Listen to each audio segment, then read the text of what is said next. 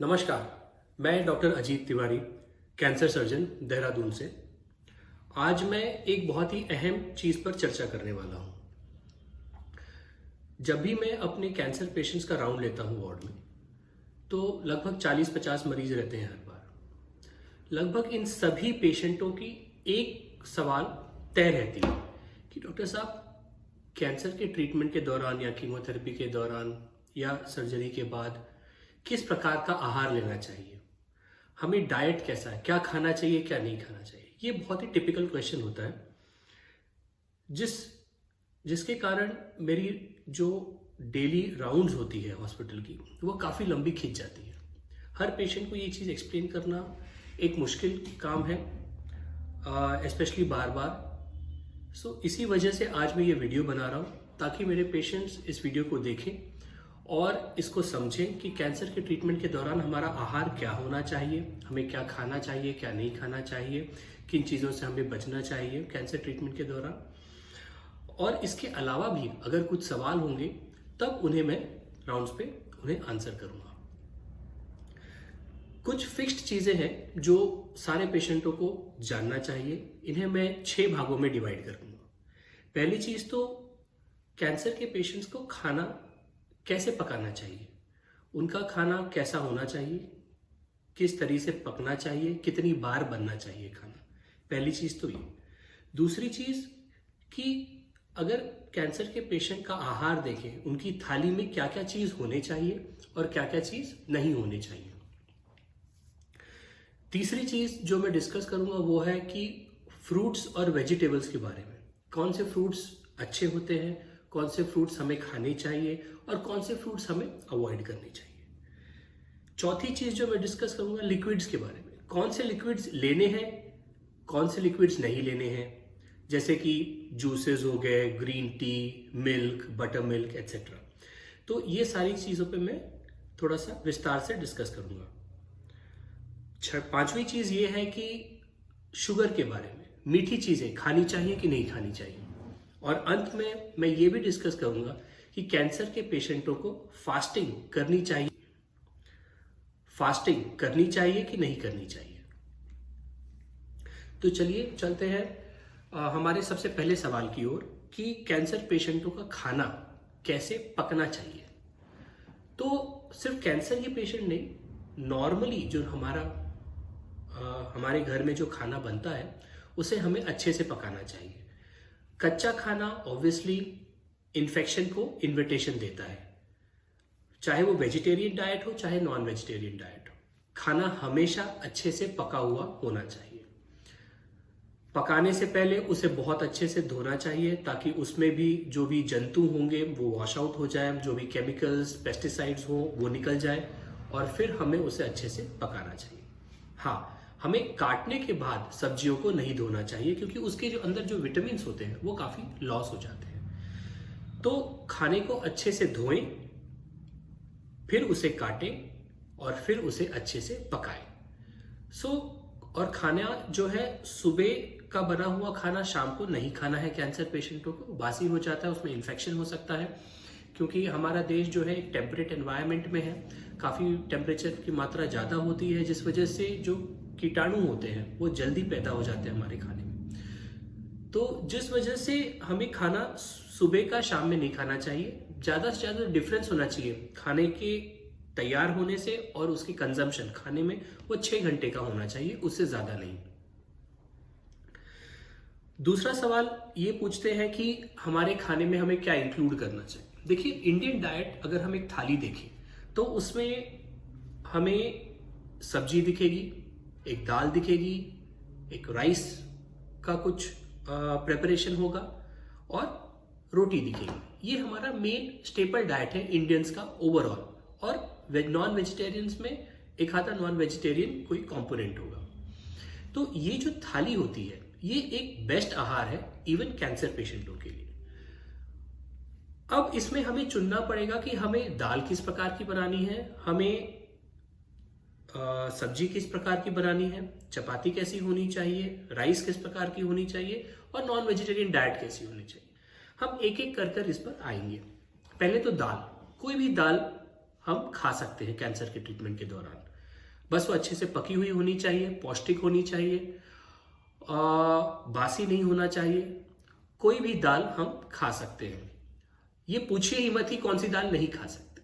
जो मन करे वो दाल हम अच्छे से पकाकर खा सकते हैं। सब्जी जो है, कोई भी सब्जी हम खा सकते हैं। हमें कुछ कुछ सब्जियां अवॉइड करनी चाहिए, जैसे कि जिसमें बीज होती हैं। ये जो बीज होती है हमारी बॉडी एब्जॉर्ब नहीं कर पाती इतने अच्छे से, हमें डाइजेस्टिव प्रॉब्लम्स हो सकते हैं, जैसे कि भिंडी हो गई, बैंगन हो गया, ये सब हमारी बॉडी एब्जॉर्ब नहीं करती। और ये जो बीज है नॉर्मल लोग ही एब्जॉर्ब नहीं कर पाते। कैंसर ट्रीटमेंट के दौरान हमारी इम्यूनिटी बॉडी एनीवेज काफी कमजोर रहती है, तो ये एब्जॉर्प्शन नहीं हो पाता। तो बीज वाली सब्जियां अवॉइड करनी चाहिए। बाकी कोई भी सब्जी अच्छे से धो के, काट के, पका के हम खा सकते हैं। अब आ गई rice preparation. Rice is a very rich source of carbohydrates. मैं इसमें वीडियो के अंत में बात करूंगा कि हम शुगर्स के बारे में कैसे जानकारी हमें रखनी चाहिए कैंसर के पेशेंटों के लिए। तो जो रिच सोर्स ऑफ कार्बोहाइड्रेट है उसे थोड़ा सा कम ही रखना चाहिए हमें खाने में। हालांकि इसका मतलब यह नहीं कि हम राइस टोटली अवॉइड कर दें।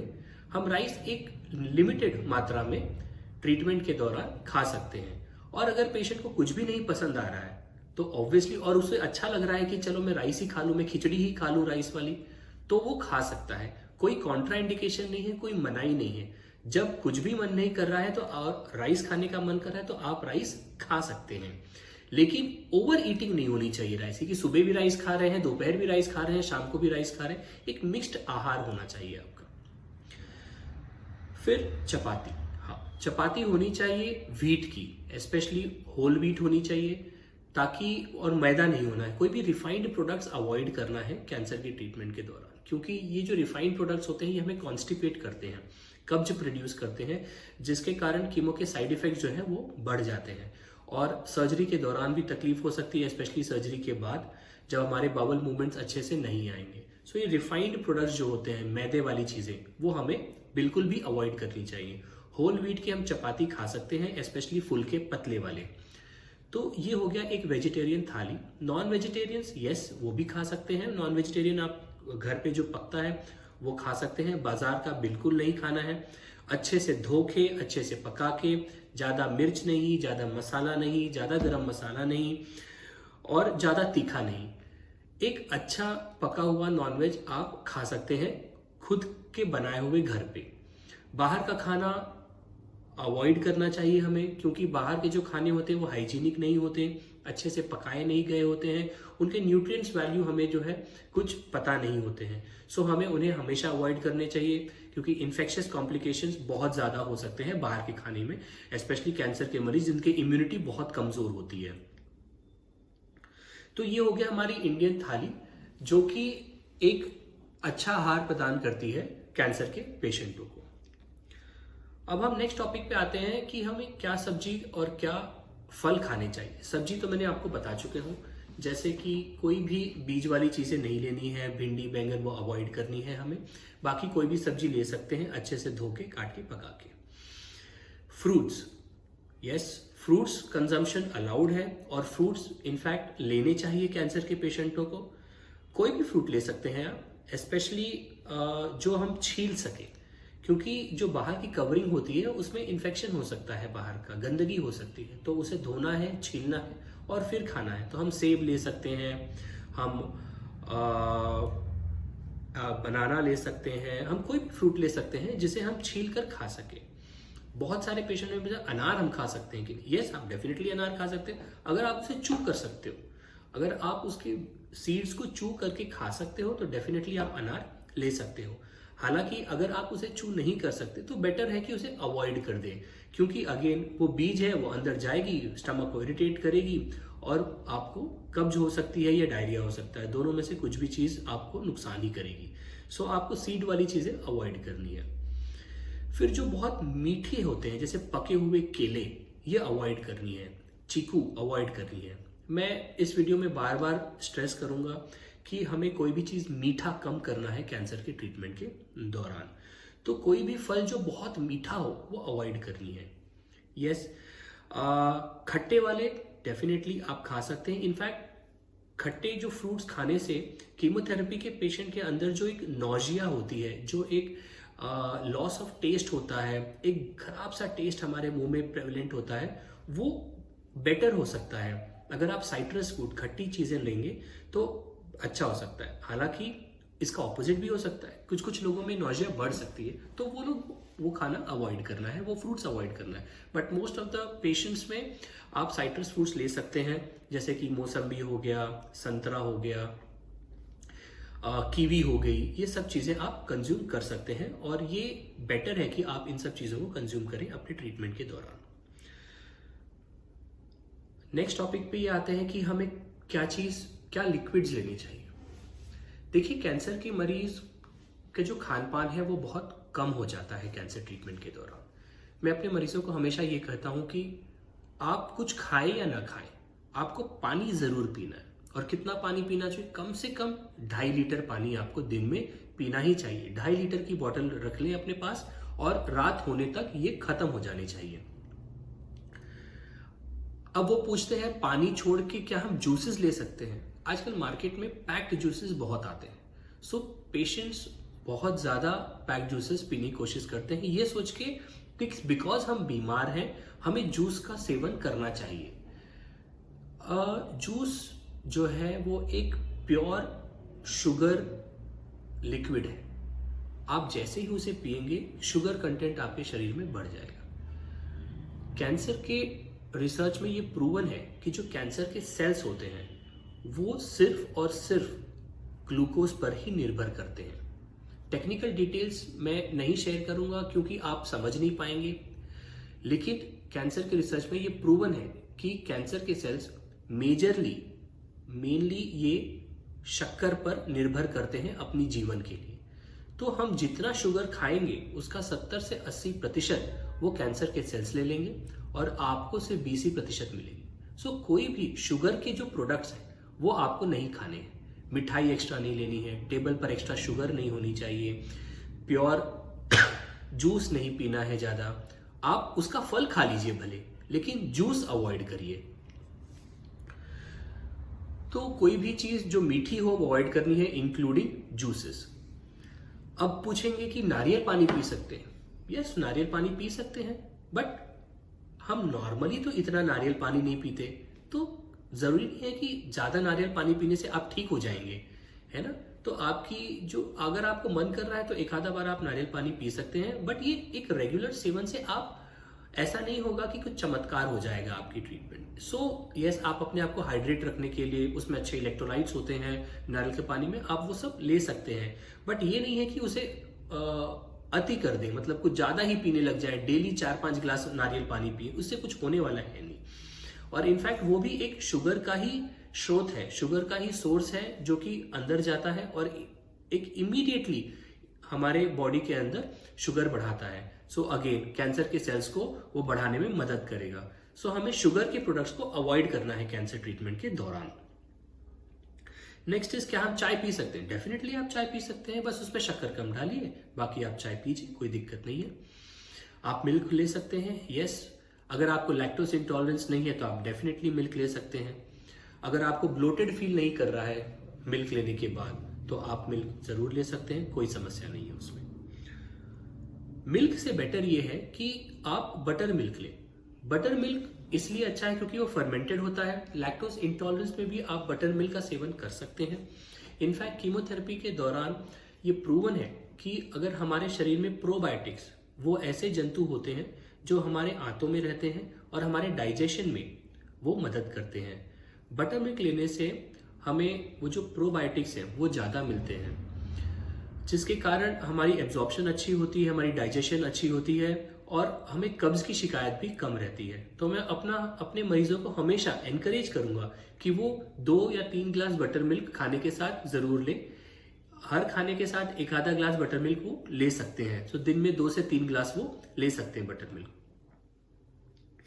पानी तो मैंने बताया ही है आपको कि हर दिन लगभग 2.5 लीटर आपको पानी पीना है। टोटल लिक्विड्स मिला के ये 2.5 लीटर होना चाहिए, जिसमें मेजर मात्रा पानी का होता है। शुगर के बारे में अगर बात करें तो पिछले जितने भी मैंने पॉइंट्स बताए हैं उसमें ये क्लियर ही हो गया होगा कि शुगर जो है हमें अवॉइड करना है, एक्सेस शुगर नहीं लेना है। जो डेली शुगर हम लेते हैं, जैसे हल्का सा चाय में ले लिया, वो हम खा सकते हैं।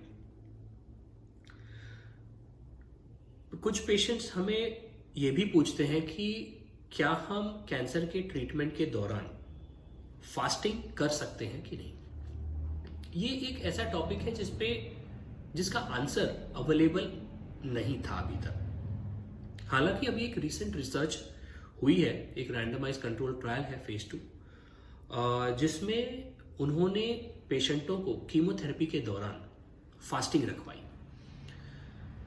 ये फास्टिंग ऐसी थी कि जब पेशेंटों का जिस दिन कीमोथेरेपी निर्धारित था उसके 36 घंटे पहले पेशेंट फास्टिंग चालू करते थे और कीमोथेरेपी के 24 घंटे तक वो फास्टिंग कंटिन्यू रहती थी। इसका मतलब पूरे 60 घंटे जो है फास्टिंग रखते थे कीमोथेरेपी के पहले और बाद को मिला के। इस दौरान जब वो फास्टिंग कर रहे थे तब पेशेंट जो है वो पानी पी सकते हैं, वो हर्बल टी ले सकते हैं, ग्रीन टी ले सकते हैं, वो वेजिटेबल को पीस कर और वो पी सकते हैं, और या फिर वेजिटेबल्स को उबाल कर उसका ब्रॉथ मतलब उसकी जो पानी है उसको पी सकते हैं।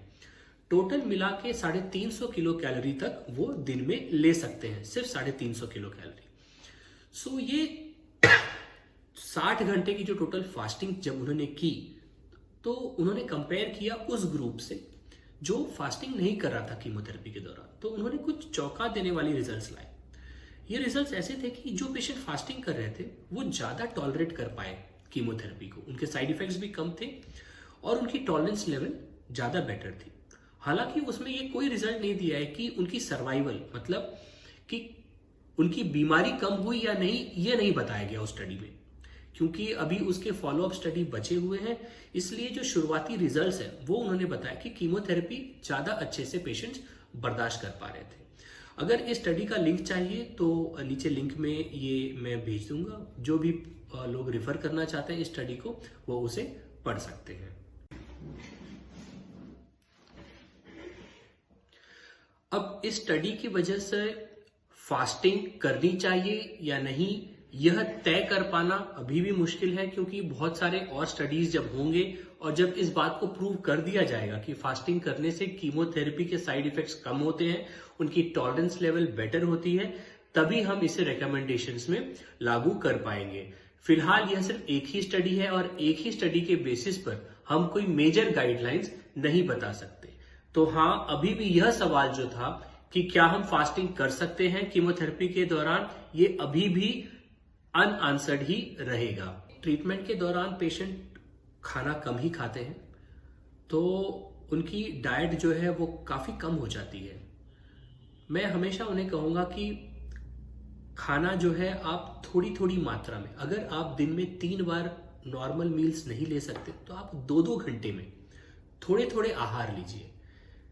सुबह का खाना शाम को नहीं, जैसे कि मैंने ऑलरेडी बताया, तो हर 2-2 घंटे में भले 4 चम्मच आप ले लें पर आप लीजिए जरूर। कुछ नहीं मन कर रहा है, खिचड़ी ही ले लीजिए, आप 4 चम्मच लीजिए, आप खूब सारा पानी पीजिए, ठीक है। अपने आप को हाइड्रेटेड रखिए और आई एम श्योर कि कीमोथेरेपी को आप ज्यादा अच्छे से बर्दाश्त कर पाएंगे। कीमोथेरेपी के दौरान कुछ कुछ बातों का ध्यान ये रखना जरूरी है कि हमें कुछ डेंजर साइंस ऐसे होते हैं जिनके बारे में हमें हमेशा ध्यान रखना पड़ेगा। तो 3 डेंजर साइंस हैं जो आपको हमेशा याद रखने हैं ट्रीटमेंट के दौरान जब आपको अपने डॉक्टर से कंसल्ट करनी है। सबसे पहले डायरिया, जो कि 5 से 7 बार हो चुका है दिन में, एकदम पतली हो रही है, दस्त और दवाइयों से कंट्रोल में नहीं आ रही है। तो वो 24 घंटे में अगर वो कंट्रोल नहीं आती है और 5 से 7 बार हो चुकी है तो आप अपने डॉक्टर को तुरंत कंसल्ट करें। किसी और डॉक्टर को नहीं, जो आपको कीमोथेरेपी दे रहे हैं उन्हीं को कंसल्ट करिए, क्योंकि वो स्पेशलिस्ट होते हैं, उन्हें पता है क्या वजह है इस डायरिया की और वो बहुत जल्दी उसे कंट्रोल में ला सकते हैं। दूसरी चीज फीवर, जो कि 24 घंटे में ठीक नहीं हो रही है, पैरासीटामोल ले ली है आपने फिर भी नहीं ठीक हो रही है फीवर, आप तुरंत अपने डॉक्टर को कांटेक्ट करिए। और तीसरी चीज है सांस फूलना। अगर आपको ऐसा लगता है कि आपकी सांस फूल रही है, आप सांस नहीं ले पा रहे हैं और आपको पैल्पिटेशन, दिल की धड़कनें बढ़ रही हैं, पसीना आ रहा है, तो आप तुरंत अपने डॉक्टर को कांटेक्ट करें। ये 3 महत्वपूर्ण चीजें, दे आर डेंजर साइंस, जो कि हमें ध्यान रखना बहुत जरूरी है। यह होने पर हमें अपने ट्रीटिंग डॉक्टर्स को तुरंत कांटेक्ट करना चाहिए और तुरंत ट्रीटमेंट लेनी चाहिए। घर पे बैठकर इसकी ट्रीटमेंट नहीं होने वाली है। तो इन डेंजर साइंस को प्लीज याद रखें। आई एम श्योर कि आप कीमोथेरेपी को बहुत अच्छे से बर्दाश्त कर पाएंगे। मैंने जो भी एडवाइस लिखी, अगर आप उसे फॉलो करेंगे तो आप देखेंगे कि आप कीमोथेरेपी को बहुत अच्छे से टॉलरेट कर पाएंगे। Get well soon. Thank you.